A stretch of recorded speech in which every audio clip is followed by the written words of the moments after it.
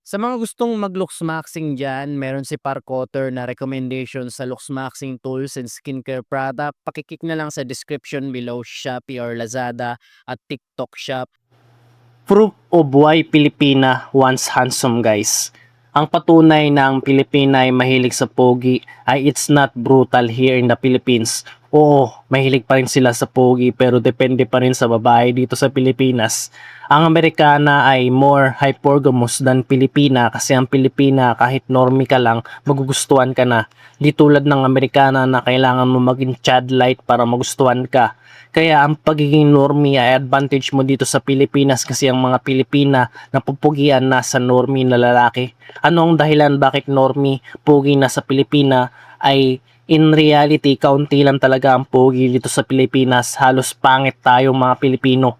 Most of us are sub 5, sub 3, low tier normie 4. At bago lang ang looks maxing dito sa Pilipinas kasi nung nag-search ako ng looks maxing sa Google Trend, nagsimula magsikat sa Pilipinas ang looks maxing noong 2025. Kaya last year lang tayo naging aware sa looks maxing, tayo mga Pilipino.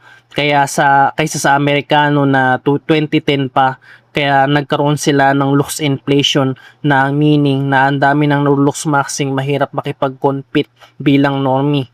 Kaya dito sa Pilipinas, kung sub 5 ka, ang goal mo maging normie lang dito sa Pilipinas, magiging mataas na ang chance mo makadate ng Pilipina. Pero still, mayroon pa ring mga Pilipina na mahilig sa pogi. Alam mo kung ano ang reason dahil pinapanood nila ang mga Disney Prince at K-drama at TikTok pretty boys. Ang mga pambabaeng media na pinapanood ng Pilipina ay mga poging-pogi talaga ang binibida tulad ng Korean actor at mga attractive traits na mga pinapanood ng Pilipina ay clear skin, patangkad, di kalbo, at may visible jawline with high dimorphic features. Yung mga lalaking talaga ang itsura na may high testosterone. Kung normie ka, okay na para sa mga Pilipina ay mas lalo na kung ikaw ay high tier normie, chad light at pure chad. Ganito, kung maglo-looks maxing ka dito sa Pilipinas, advantage mo kasi maraming mga sub 5 dito sa Pilipinas. Ang gawin mo lang ang mga looks maxing routine, skincare, hair care, diet, manage stress at sleep at exercise na isang bagay na isa-isahin kung talakayin sa mga susunod ko pang video. Kaya stay consistent akong mag-upload araw-araw para maibigay ang mga information sa inyo for free.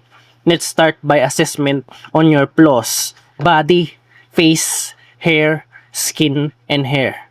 Body, you're supposed to be lean athletic body. Oo, mag-lose weight ka na isang bagay na first looks maxing you should do.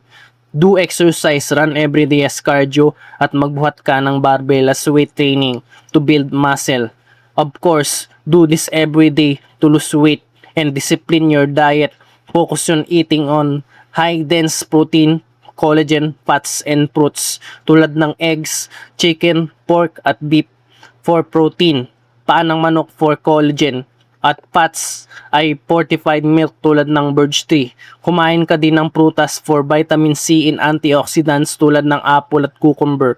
Kaya ang pag-lose ng weight and gain muscle is the first looks maxing you should do.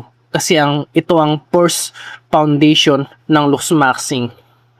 Sa mga gustong malaman ng mga iba pang looks maxing information at self-improvement paano kumita ng pera, mayroon akong free full course sa aking YouTube channel. Search mo lang Parkotter, Parcotter, Parkotter. At buo kasi ko na lahat ng binatang Pilipino ay maging pogi at maghanap buhay at maging mabuting tao pa at the same time para may panalo nila ang crush nila. It's not over until you win your crush. More videos to come, one at a time, it God willing, and see you in the next video.